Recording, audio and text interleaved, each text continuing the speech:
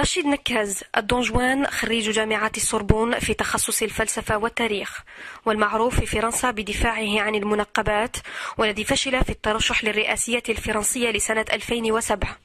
استطاع أن يصنع الحدث في سابقة أولى في تاريخ الرئاسية الجزائرية.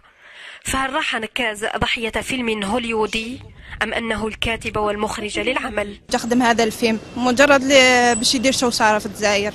ماشي فيلم، دوك انا مشكل السيد دار فيلم، راني باينه البارح باينه باللي ما حبوش يطلع باسكو السيد شفنا عنده لي فون فيسبوك وعنده تما كان قادر يدير. حدث امس هي مسرحيه قام بها السيد نكاز ليست مقبوله في الساحه السياسيه.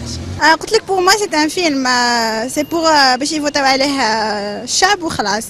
استطاع خروج رجل الأعمال الجزائري رشيد نكاز من سباق الرئاسيات للسنة الجارية أن يخلق الجدل في الشارع الجزائري، خاصة بعد اللغط الذي لف تفاصيل اختفاء السيارة التي تحمل استمارة ترشحه، والتي كانت متوجهة نحو المجلس الدستوري، الذي منح نكاز مهلة ساعة إضافية كآخر أجل للالتحاق رسميا بالسباق نحو قصر المرادية.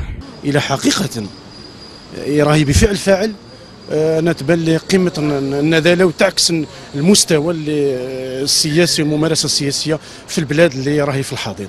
عليه هو على الاخرين كاع كي ترشح الرئيس بوتفليقه هذوك غير يطبقوا الزرابه تاعهم ويروحوا، هذه غير ماشي منضمنه اكيد. انا منضمن مع نكاز بيان سور، فيها انا نقول راني معاه وتعاطفت معه. نو شي كونتر.